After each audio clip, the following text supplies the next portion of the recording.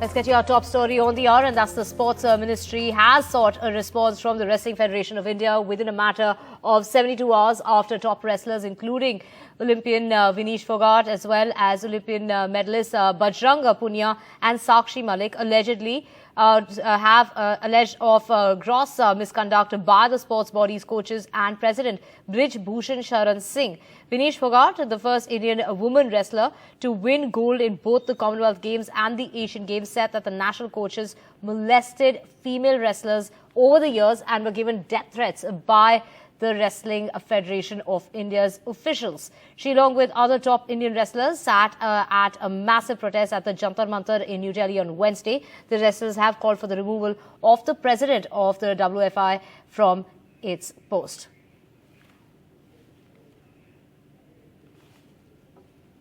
आपने जो है वो कई सारे ऐसे आरोप लगाए हैं, ना सिर्फ प्रेसिडेंट के ऊपर बट ऑल्सो बहुत सारे कोचेस के ऊपर. क्या रीज़न था कि आज आपको आना पड़ा और आपको ये सारी बातें रखनी पड़ी? देखो, हम सारे अपनी ट्रेनिंग छोड़ के और सीधा अभी ये इम्पोर्टेंट ईयर है, इनका टूर्नामेंट का ध्यान में जो हमारा सब हट गया, लेकिन इसलिए ये देखो कि कितनी लंबी प्रॉब्लम होगी कि अब आज यहाँ आना पड़ा हमको. और रही बात एलिगेशंस की, बिल्कुल जांच होनी चाहिए और जो भी हमने कॉन्फ्रेंस में बातें कही हैं, जो एलिगेशंस लगाए हैं वो बिल्कुल सच है और इसके बारे में हम खुल के ज़रूर बोलेंगे. हमारे पीएम सर से हम रिक्वेस्ट करते हैं कि वो हमारी बातें सुने, हमें बुलाएं और गृह मंत्री सर को भी हम ये अपना जो भी है, जो कि वो पूछ रहे हैं किससे हुआ, क्यों हुआ, तो हम उनके आगे अपनी बातें रखेंगे. कोई फेडरेशन के पास कोई इनका लेटर हो, कोई पत्र हो, कोई कि मिले हो, आकर के शिकायत किया हो. अभी बजरंग पूनिया एक हफ्ता पहले आए थे, मिल करके गए कि हमको कोई दिक्कत नहीं है. अभी साक्षी मलिक मिल करके गई, कहीं हमको कोई दिक्कत नहीं है. साक्षी मलिक ने कहा कि हमको ट्रायल में परमिशन दे दीजिएगा. हमने कहा ट्रायल में परमिशन दे दिया जाएगा. तो मैं देश सुन रहा है इस समय, मुझे गौर से रहा सवाल.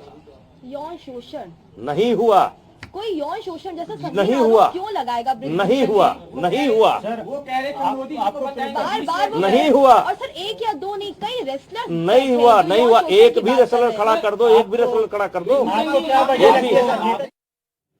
We have my colleague Vedant joining us on the phone line. Vedant, 30 wrestlers yesterday joined in that massive protest at Jantar Mantar in the national capital. That protest is going to continue today as well. That's right. The spectacle that we saw yesterday was absolutely, startling in the national capital. Olympic medalists as well as championship medalists like, Vinesh Phogat, Sakshi Malik, Bajrang Punia, all of them were on the ground in the heart of the national capital protesting against the Wrestling Federation of India. In fact, they had very specific demands. They said that the president should, step down immediately, who's also, Brij Bhushan Singh, who's also an MP from Kaisarganj in Uttar Pradesh, that he should step down because he's been elected. He's been, he's held the position since 2011 and he was re-elected in 2019. They've, accused him of, diverting funds, of sitting on funds, and also accused him of sexual harassment. In fact, Vinesh Phogat, in an absolutely startling revelation, said that he has allegedly harassed, sexually assaulted 30 women wrestlers. So, in fact, she also said that if they get to meet the Prime Minister and Home Minister, they're also ready to reveal the names of the 30 wrestlers who've allegedly been sexually assaulted by Brij Bhushan Singh. So, of course, that was an absolutely startling accusation by these Olympic medalists. In fact, the Sports Ministry also has taken a note of this and has sought a response from the Wrestling Federation of India, and they've the Sports Ministry has directed the Wrestling Federation of India to give a response in writing within 72 hours. So, of course, the Sports Ministry has taken cognizance. And one thing that that all these wrestlers clarified was that they are not protesting against the Sports Authority of India, but they're protesting particularly against this man, Brij Bhushan Singh, who's been heading the Wrestling Federation of India. They also said that they'll continue to fight for their rights and that, they represent India in such prestigious events and championships, and they deserve some self-respect and, their rights as well. So, of course, the protests will resume at 10 a.m. Right, Vedant taking us through the accusations and the demands being made by the wrestlers sitting in protest at Jantar Mantar in Delhi. And like he was mentioning, that protest will continue at 10 a.m. for the very second day. And within hours of poll dates being announced by the Election Commission, at least a dozen people, including All India Congress Committee, the AICC General Secretary Dr. Ajay Kumar, were allegedly left injured in a series of clashes, allegedly between ruling Bharatiya Janata Party and the opposition Congress supporters at the Mohanpur subdivision of West Tripura district. Congress had taken out a motorcycle rally when the clashes took place, according to police sources. Now, videos of the incident have surfaced where one can see top leader, that's the Congress leader, Dr. Ajay Kumar, who was riding one of the motorcycles and seen in the video wearing a helmet. Then, in a heated exchange of words with Tripura's BJP heavyweight leader and cabinet minister Sushanta Chaudhary. Now, visuals from the spot as hard talks took place between BJP minister and the Congress minister in charge. And let's just listen in to what really transpired.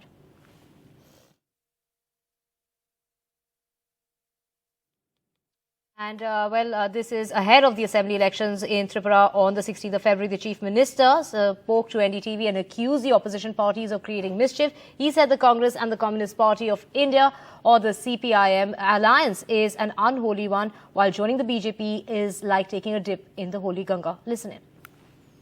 You have also been accosting some of the opposition members to join the BJP in Tripura, saying that the BJP is like a Ganga and if you take a dip in it, then you will rid yourself of sins. Yes, of course. As long as you will be in BJP, then you will remain in Ganga. If you go out of Ganga, then how you will be remain in holy this BJP? So ultimately, they were there, and I have seen some of the leaders who already have led the Tripura from opposition. So every time, after every 5 years or in between, they change their party. So their accountability is completely towards downgrades. So no, but what I mean to ask, sir, is that the same people you say are getting into an unholy alliance, when you ask them to join the BJP, how does that become kosher? No, that is there. If you come to BJP, then our philosophy and everything, if they accept, then they will get the exact road to go ahead. That's why I am telling that if you come to BJP, then you will get the environment to go ahead, and you will get the good atmosphere of politics. And we have my colleague Ratnadeep joining us on the phone line. Ratnadeep, this clash that's taken place in Tripura right after the poll date announcement that took place just yesterday. That's right. In fact, now a video has surfaced before the clash where we can see a BJP cabinet minister, a heavyweight BJP cabinet minister from Tripura, Sushant Chaudhary, in a heated exchange of words with the AICC General Secretary in charge of Tripura, Dr. Ajay Kumar, who later suffered some injuries in these clashes. They are having an exchange of words. So clearly, this shows the kind of tempo which is building up, which perhaps is not in the right spirit of politics. Because over the past couple of months, there have been political violence in Tripura, skirmishes between the opposition and the ruling party, and brick batting, stone pelting attacks, and activists and workers of both sides have got injured in those skirmishes, and it seems it continues, and it comes at a time when the Election Commission, particularly in Tripura, is also running a campaign for zero violence election. In fact, yesterday in that exclusive interview with NDTV, Tripura Chief Minister Dr. Malik had categorically claimed that law and order situation is under control, although he admitted that political skirmishes are taking place. But now that the election has been declared, that the code of conduct is in place, it is for the Election Commission perhaps to look what tough stand they can take against political parties getting involved in political clashes. As far as the Tripura police is concerned, we did speak to some top official, and they said that they've lodged an FIR, they're investigating into it. Congress alleges that a dozen of their workers, and including AICC General Secretary in charge, Ajay Kumar, has got injured. Although he's stable, his injury is minor. That's what Congress leaders are saying. Whereas the BJP, when we did speak to some of the BJP leaders, they said that, well, the opposition, the left and the Congress, they are rather unleashing attacks on BJP supporters, and they claim that yesterday's clashes were more of a conspiracy against the BJP. That's what some of the BJP leaders did tell us. But what is important here to look at is that it is perhaps for the Election Commission now to take some very strong steps, given the fact that the Model Code of Conduct is in place and the Election Commission has power to step in. Right. Thank you so much, Ratnati, for getting us all those details. Moving on to news coming from Karnataka, a big protest against the Bommai government in Bengaluru as contractors allege that the harassment by the BJP ministers. They go on to say that the BJP netas take about 40% cut in projects, and this protest took place just a day before the Prime Minister's visit to Bengaluru. Shrija gets us the details. What you see right behind me is the contractors from across the state who assembled here, in fact, to take on the BJP government, and their demands have remained unchanged since 2021 when they had apprised Prime Minister Narendra Modi, were alleging 40% rampant corruption and also against especially BJP ministers to clear any project as far as the Karnataka state is concerned. Years of corruption allegations and no concrete investigation against corrupt BJP ministers, as alleged by the contractors, resulted in this massive protest just ahead of Prime Minister Modi's visit to election-bound state.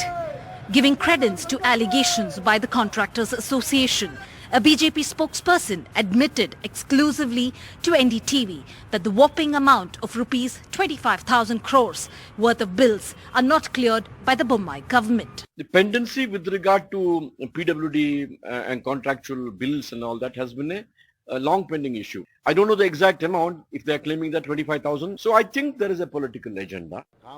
These allegations came as a shot in the arm for the Congress in the election year. The party continued its aggressive attack on the BJP government. Dinesh Gundu Rao, spokesperson of the Congress, accusing the BJP of running a corruption mafia operation. And when contractors themselves are saying that we have been asked to pay commission at the rate of 40%, what more proof do you need? Because the bribe giver is saying that I'm giving bribes. It was in June 2021 when the Karnataka State Contractors Association shot off a letter to Prime Minister Narendra Modi and set off a huge political scandal, alleging that they are made to cough up around 40% of tender amount to BJP MLAs before starting work. Fast forward 10 months, in April 2022, Santosh Patil, a BJP member and a contractor, dies by suicide.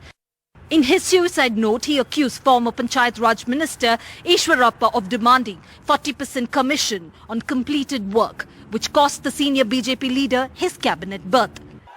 Karnataka is just 4 months away from assembly elections. Prime Minister Narendra Modi has been frequenting the state and will be in the state again. Is also in the line of fire of the opposition and the last hope for contractors. Our advocate is going to answer all that. Because all the documents we have submitted to advocate today, and he is going to submit to the court. Amid the strong allegations of corruption charges against Basavaraj Bommai-led BJP government, Prime Minister Narendra Modi is making his second visit to the poll-bound state of Karnataka. A contractors association in Kalburgi tells us that when Prime Minister Narendra Modi is visiting tomorrow, having given up their hopes on Bommai, they hope to in fact submit a memorandum to Prime Minister Narendra Modi. In Bengaluru with Govind, Shrija for NDTV. Now, as the countdown begins for next year's Lok Sabha polls, the Telangana Chief Minister and the BRS Chief KCR held its inaugural ceremony of the BRS party with many other Chief Ministers in attendance, including we had Bhagwat Mann as well as Arvind Kejriwal and Pinarayi Vijayan in attendance at that inaugural ceremony. Also, former Chief Minister of Uttar Pradesh, that is, we had Akhilesh Yadav there as well. Well, in that big meeting, what all happened? Uma Sudhir has the details. Gandhiji, a practicing Hindu, was killed by the Defeat the BJP in 2024 was the common theme as AAP and left chief ministers gathered in Khammam on the invite of the Telangana chief minister as his newly rechristened Bharat Rashtra Samiti held its first public meeting. But the group of 4 chief ministers and Akhilesh Yadav, Samajwadi Party chief, appeared divided on whether it should be with or without the Congress. The AAP chief ministers were the only ones who attacked the Congress openly. उनका भी उतना ही कसूर है इस देश की बर्बादी में जो आजकल चल रही है बर्बादी. Rahul Gandhi, during his yatra in Telangana, had attacked Chief Minister KCR, calling the ruling party family-run and corrupt. However, the left, which is reportedly looking at some seat arrangement with the Congress in the Tripura elections, has appealed for all secular parties to fight the BJP together. Democracy should be protected if the values that we fought for are to be secured. We do not have any option but to resist these moves more unitedly. अभी कल ही Bharatiya Janata party की meeting खत्म हुई है और उन्होंने कहा कि 400 दिन बाकी हैं. हमें तो लगता था कि ये सरकार तो वो है जो दावा करती थी कि हटेगी नहीं. अब तो वो स्वयं स्वीकार कर रही है कि अब 400 दिन हैं. जो सरकार अपने दिन गिनने लगे, जो सरकार अपने दिन बताने लगे, समझ लो ये 400 दिन बाद सरकार रुकने वाली नहीं है. अब तो 399 दिन बचे हैं. The host, however, stayed focused on the BJP, using his welfare schemes like free power to showcase Telangana as a role model for the nation. నేను సీదా చెప్తా ఉన్న ప్రధానమంత్రి నరేంద్ర మోడీ గారికి, అయ్యా మోడీ గారు, మీ పాలసీ ప్రైవేటైజేషన్, మా పాలసీ నేషనలైజేషన్. ఇలా అమ్ముతా అమ్ముతా అమ్ముతా అంటున్నావు. ఎల్ఐసిని అమ్మాయి పర్వాలేదు, 24 తర్వాత నువ్వు ఇంటికి, మేము ఢిల్లీకి గ్యారంటీగా మళ్ళా ఎల్ఐసిని వాపస్ తీసుకుంటాం. పబ్లిక్ సెక్టర్నే ఆ ఎల్ఐసిని కొనసాగిస్తామని మనవి చేస్తా ఉన్నా. But how will the BRS turn national? How will these anti-BJP parties work together? Will they have seat adjustments in different states? Can political alternative work without Congress? And then there is the clash of national ambitions. Kejriwal has made his national ambitions clear. KCR has renamed his party BRS and eyes a national role. And will Congress allies like Uddhav Sena, DMK, RJD support KCR? No front has worked minus the BJP or the Congress till now. On the other hand, Congress cold shoulders AAP and TRS and has invited only 22 opposition parties for Rahul's Yatra finale. KCR and Kejriwal are not on the Congress invitee list. What's common between these disparate parties is that they are facing the political heat from the BJP in more ways than one. Big mobilization for the first public meeting of the BRS in Khammam. KCR's attempts in the past to stitch together a non-BJP, non-Congress federal front ended up as a photo opportunity not really taking off. So now an attempt to put forth a political alternative to the BJP and hoping that this will help fend off political competition on the domestic front and also be ready for a conducive political atmosphere in the future at the national level. In Khammam, with camera person Nagaraju, Uma Sudhir, NDTV. Moving to news from New Zealand, Prime Minister Jacinda Ardern has announced that she will be stepping down as the Prime Minister on the 7th of February. She says she just doesn't have enough in the tank for another 4 years, which is why she's decided to make that decision. A vote to decide a new leader of the party will be taking place on Sunday. However, Ardern has called her time as the leader the most fulfilling 5.5 years of her life. Listen in. And so today I'm announcing that I will not be seeking re-election and that my term as Prime Minister will conclude no later than the 7th of February. This has been the most fulfilling 5.5 years of my life, but it has also had its challenges. I am leaving because with such a privileged role comes responsibility. The responsibility to know when you are the right person to lead and also when you are not. I know what this job takes, And I know that I no longer have enough in the tank to do it justice. It's that simple. But I absolutely believe and know there are others around me who do. We've achieved a huge amount in the last 5 years, and I'm so proud of that. And on the other side of the break, we'll get you the latest from the World Economic Forum in Davos. Stay with us.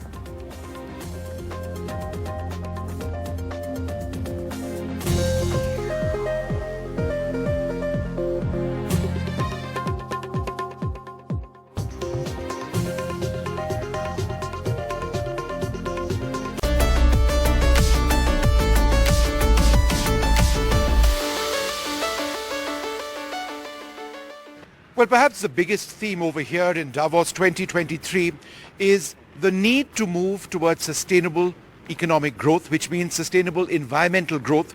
The world is deeply fragmented now, and perhaps one of the key areas where the world can be less fragmented is if there is a genuine application of standards when it comes to the environment and sustainable growth. We've got two wonderful individuals who look at this from a professional standpoint, Bernard Lawrence and Shubhranshu Patnaik with Deloitte. Delighted to have both of you. Thank you very much for being with us. Shubhranshu, let me come to you first. Sure. And why don't we just walk and talk. Indian corporates increasingly see the importance of sustainable models in terms of climate as affecting their business. How is that the case? Well, there are two aspects to it. One, of course, is the pace of transition and how corporates could be caught out if they're not changing fast enough. There'll be compliance issues, there'll be regulatory issues that they could get mired in. The other is the business potential aspect, right? So if you actually take advantage of it, and Deloitte actually put out a report called The Turning Point, which was modeled out for Asia Pacific and for India in particular, which basically said, if India is not taking advantage of climate change, then we could be impacted in terms of our GDP by almost 35 trillion by 2070. But if you were to take advantage of it, our GDP could actually grow by 11 trillion, right? So it is that aspect, which is if you take advantage as corporates, as government, and be part of the transition, then you can actually gain economically, and corporates obviously would have a significant business case. There's an interesting number, 57% of Indian companies calling it a top 3 priority. Now, this wasn't the case 3 years back, right? Oh, it's a number 1 or number 2 boardroom discussion anywhere you go. Right. So it is definitely a priority. Bernard, from a larger macro standpoint, it's all very well to be talking about corporate interests, but when it comes to actually transferring green technology, and this is a discussion that's been going on for years, who pays for it?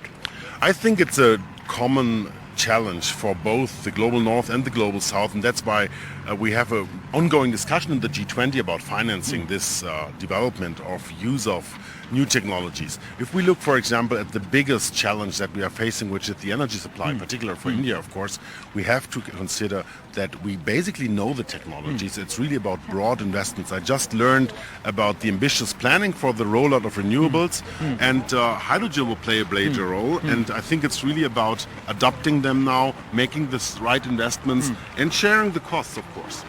And tell us a little bit about some of those key green technologies. Green hydrogen is one of them. Yes. It's prohibitively expensive now. Yes. So how does one actually get beyond that issue? I think we have seen this before. I mean, if I'm from Germany, if we look at how Germany was successfully bringing down the cost curves of renewable energies, which was, I think, a service for the world, we will see a very similar development now with a strong regulation in the United States, IRA, putting a lot of money in this market. And we will also see in the next days to come strong support on the EU level that both will bring down the cost curves for green hydrogen. We will see the infrastructure, many investments in this. We will see the manufacturing of electrolyzers being absolutely decisive. And if the cost curves go down, this will be more affordable, and this will be certainly one of the key solutions also for India. One of the areas, Shubhranshu, where we've seen a real transformation in India is in the EV space.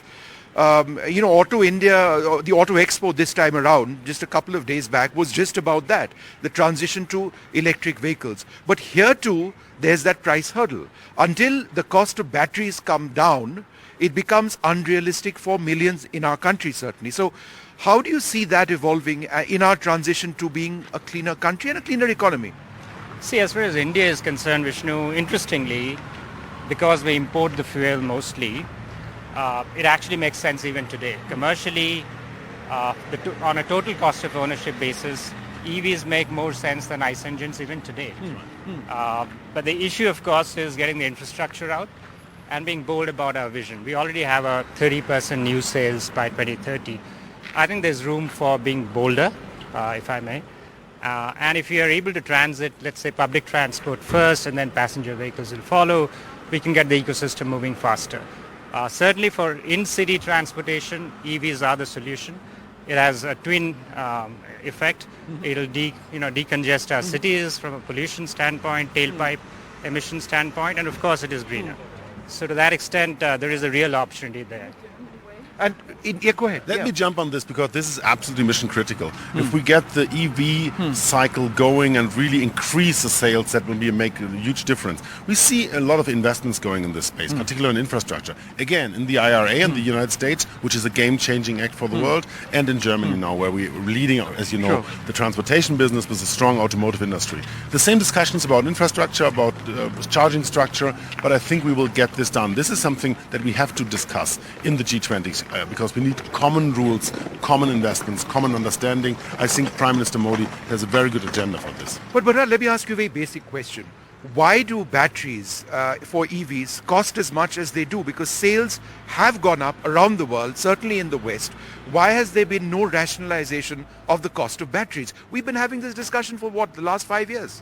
That's right, and there have been rationalization. If you look at the cost curves, they have been down nearly by 50%. They're still high, but I think we will see really an acceleration in the decrease of costs. If we look in the investment side, we're doing just a study on this, where in the world heavy investments goes into battery. If I just look in my country, if I look what we see now under IRA, where we see tons of billions of money going into strengthening the battery industry, we will see game-changing moves in the next 5 years. I'm very confident with this. Sure.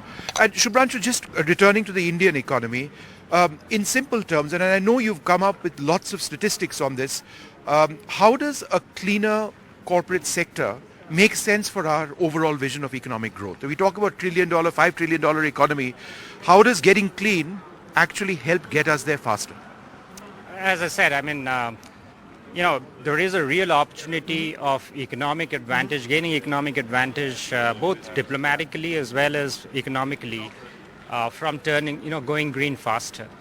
Because it's a real opportunity for India. I mean, it's a real opportunity to lead on, let's say, batteries.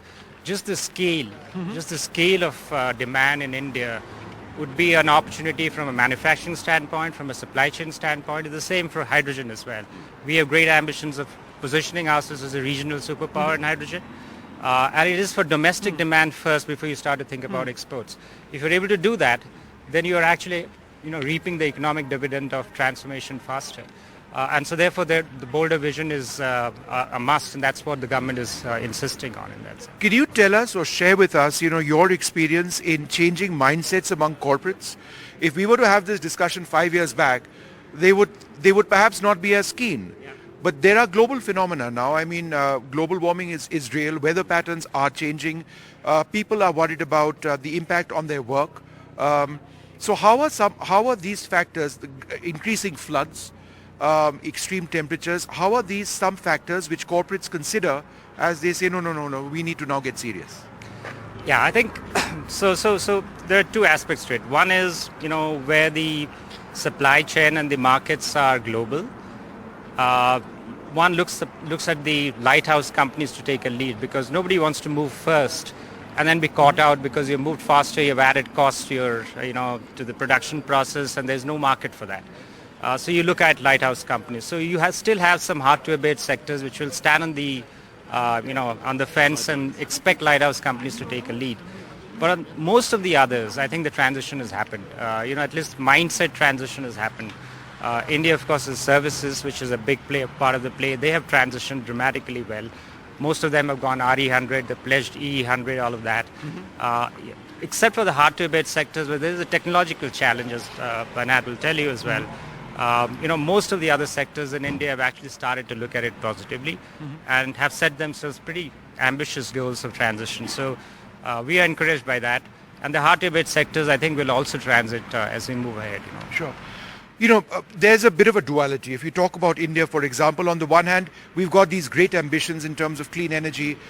Solar power is booming in India. Our national grid is being cleaned up. On the other hand, there's this huge reliance on coal. And there is no getting away from it at the moment because it's a large country and, the energy requirements are going up every single year. So how does one actually make a complete transition? I mean, is it at all realistic is the point? I think it's realistic. And we've gone through this. We discussed this, my colleague and myself, this morning. We have gone through this in Germany. We go through this in many of the other European countries at the moment. And it makes sense to look at those case studies. It has aspects of just transition. You have to make sure that you take your people with you. But I think it's really possible. And there's a strong business case. The production of PV energy is so incredible cheap if you do it in the right way and you roll out. And I like the ambition that to become by 2030 with 50% of renewables. I think there's much more in it. And I think that's what I would recommend. So Vishnu, we already are the fourth largest in terms of RE, right? Yes. In the globe. And we don't have an intermediate fuel to depend on, right? So we're making a very bold transition from coal to all the way to renewables. And this is a really ambitious statement. If you're saying 500 gigawatts by 2030, probably much more if we add the green hydrogen onto the equation, then it's a very, very bold transition. But yeah, I think we can go faster, that's for sure. Something that we need to look at. The grid aspects have to be looked at. Storage will all come back into the equation clearly, and storage is a big part of that equation. So yeah, we will have to make that, but transition, we'll have to make that leap of faith. But as I said, there is no intermediate fuel that we have. So therefore, coal has to be also managed carefully. Sure. Because that is our flexing mechanism. That's our bank at this point in time in the way we transition. But I had one final question to you. Storage. That's so important, storing energy. Now, whether it's, you see, if you want more energy, your batteries keep getting larger, by and large. Of course, now there's new technology. Lithium ion is more bang for the buck, as it were. But ultimately, the ability to store energy and transmit it effectively, right, with low transmission and distribution losses is so important. Is that a technology hurdle that the world has hit? No, I don't think it's a hurdle. It's really making some tough choices at the moment and making the right investments. If we look, you spoke about the EV spaces earlier. If we look what we develop in the EV space at the moment, that we have cars who can serve as your bunker of energy for a while in the bidirectional use, this will make a huge difference. If we look at the Indian market in particular, with decentralized energy structures that we need, because grid infrastructure will be a challenge over the next 20 years. That's certainly part of the solutions. We have all the water examples that we have also in India with strong opportunities to bunker energy and store energy. I think it's really about making a plan now, and I know that India are working on this a lot with international partners, and really then rolling out and really being very, very consequent in execution. I always say strong standards make strong companies, and this is about standard that we do now and you decide now. All right, wonderful speaking to both of you. And that, as I said, and let's wrap it up with that, is the focus at one level at Davos 2023, the rail transition. The question is how soon will it happen? And certainly at one level, who's going to be paying for it? Lots of questions there. Perhaps we need more answers going forward.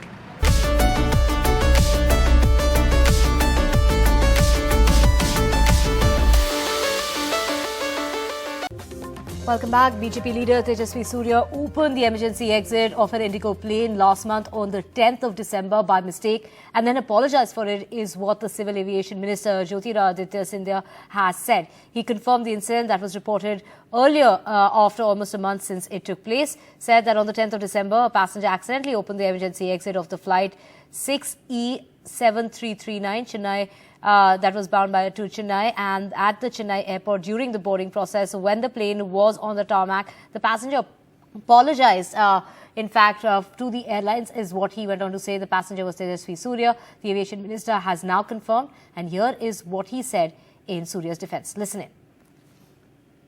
It's important not to be circumspect in terms of the issue, but look at the facts. The facts are that the door did open by mistake while the plane was on the ground. all the checks were taken, and after that only the plane was allowed to take off. And he's also said sorry for it himself. So. And news coming in from Mumbai, the Prime Minister is going to be inaugurating 2 metro lines in Mumbai at about 6:30 p.m. This evening. Here's a sneak peek at that Mumbai metro ahead of the visit of the Prime Minister. A boon to the traffic inundated Mumbai. Let's just listen in to what Srinivasan, the Additional Chief Secretary and Metropolitan Commissioner, had to say. What you see behind me are the preparations ahead of Prime Minister Narendra Modi's visit to Mumbai, and right now where we are present is Gundavli station. Now Gundavli is a metro station that will be inaugurated by Prime Minister Narendra Modi on Thursday. Now PM Modi will be inaugurating Mumbai Metro Rail Line 2A and Line 7 on Thursday, and we are currently present at the Line 7. What you see is the very metro station as well as the metro train where Prime Minister Narendra Modi will be present himself, and ahead of that NDTV is exclusively showing you all these visuals of the metro stations that you can see behind me. Here and joining me right now is Mr. Srinivasa. Sir, thank you so much for having us over here. Sir, what will you say? We can see all the preparations going on. The traffic at the Western Express Highway has been a very big concern. While the metro is going on, this will boost as well as also reduce the traffic. What all can you say to our viewers? This project has been in the offing since 2015, and this project's significance is on 2 points. One is this is the very first time we will have a Mumbai metro network. Although Mumbai Metro Line 1 had come long back, but we have a metro network for the very first time, whereby it is north, south, east, west. This is the very station where north, south, meets east, west, you know. So that's the first thing. And secondly, we are also proposing that to make convenient to passengers, Honorable Prime Minister will be launching 2 things. One is the Mumbai One Metro app, whereby it generates a QR code, a e-ticket. And second is of course the NCMC card, Mumbai One card. It will be used for both, for retail purchases and also metro tickets anywhere in the country.